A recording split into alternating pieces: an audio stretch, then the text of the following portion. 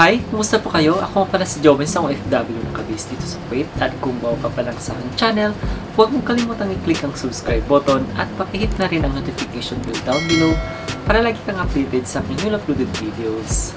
In this video, share ko sa inyo kung paano tanggalin yung dumi na nakatikip sa balahibo nila, lalo na yung malapit sa kanilang hygienic area. At kung paano maiwasan dumikit yung dumi sa kanilang balahibo malapit sa kanilang hygienic area.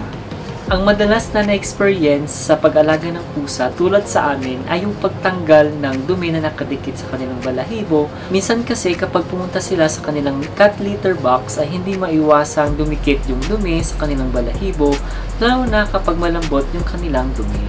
Ginawa ko itong video na to para ma-share ko rin yung aking knowledge sa mga iba pang mga nag-alaga din ng pusa tulad ko. At dahil may nakapag-comment sa comment section na paano daw linisin yung dumi na nakatikit sa balahibo ng kanyang alagang pusa at halos paliguan na lang daw niya lagi yung kanyang pusa dahil sa nakadikit na dumi sa balahibo. Ngayon, i-share ko sa inyo kung paano maiwasan yung pagdikit ng dumi sa balahibo ng ating alagang pusa. At ang model natin ngayon ay si Shadow. Yan. Bagong gising, ginising ko lang siya. Sana nasa mood siya ngayon. Ayan. Wapo, diba? Yan, sulit model na ang bibi namin. Yan. Ang mga pusa namin ay mga long haired cat. Kaya halos ganun din yung problema namin sa aming mga alagang pusa. Ganito yung ginagawa ko para hindi lumikit yung dumi. Yan o. Tinitrim ko dito sa back area nila. Tinitrim ko dito sa back area nila. Yan. Para hindi dumikit yung dumi. Careful lang kapag kayo ay nagtitrim dito sa likod nila kasi baka magunting yung kanilang balat at yung kanilang hygienic area. Ayan. Tinitrim ko lang siya ng ganyan. At dito sa kanilang dito sa belly part, dito banda, tinitrim ko din siya. Here.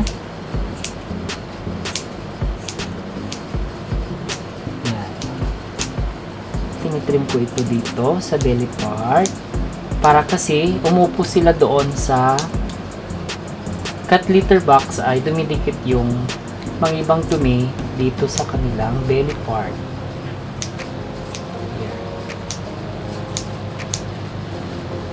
Diba ang bait ng pusa namin? Gustong gusto niya.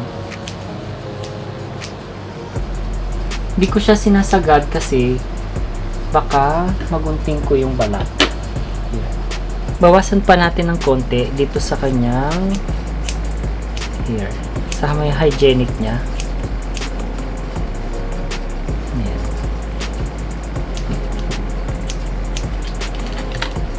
Ayan. So medyo okay na siya yung balahibo sa kanyang hygienic area.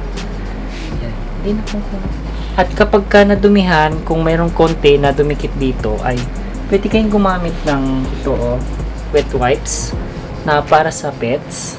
Ayan. Ito yung ginagamit namin. Punas nyo lang siya dito. Ayan.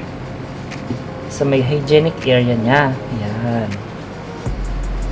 Pwede nyo gawin ito everyday pagka sila ay matutulog na ganyan gabi, hapon.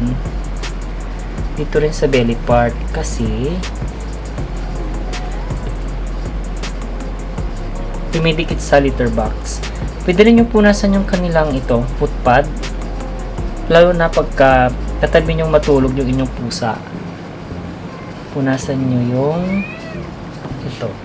Pwede rin yung wet wipe sa kanilang katawan. Yan. Pwede rin dito sa kanilang katawan. Yan. Para sila ay malinis. O, diba? Malinis na si Shadow. Kapag ayaw pala magpagupit ng buhok ng inyong alagang pusa, ay pwede nyo siyang balutan ng towel. Ngayon, ipapakita ko kung paano siya balutan. Ayan, so mayroon tayong towel dito. At mayroon akong clip. Ito, depende kung ano yung prepare yung clip, pwede rin naman. Kahit anong clip. Basta medyo mahigpit yung pagka-ilagay mo siya. Ayan, so try natin balutan ito. Ating ningning. Ganito lang yung pagbalot ng pusa. Ayan. Yan. Here. Tapos, i-click nyo dito. Yan. Oh. Para hindi siya makatakbo. Ayan o. Yung paa niya dapat nandun sa loob. Saka nyo na siya gugupitan. Ayan. Ayan o. Oh. Diba? Hindi na siya makamove. Gupitan nyo na yung kanyang buntot. Ayan. Here. Malinis na. Ganun lang yung technique para hindi siya makagalaw. Oh. Ayan o. Okay na. Very good ang shadow namin. Yun lang yung ginagawa ko sa pagtanggal ng dumi na nakadikit sa kanilang balahibo. Gumagamit ako ng gunting.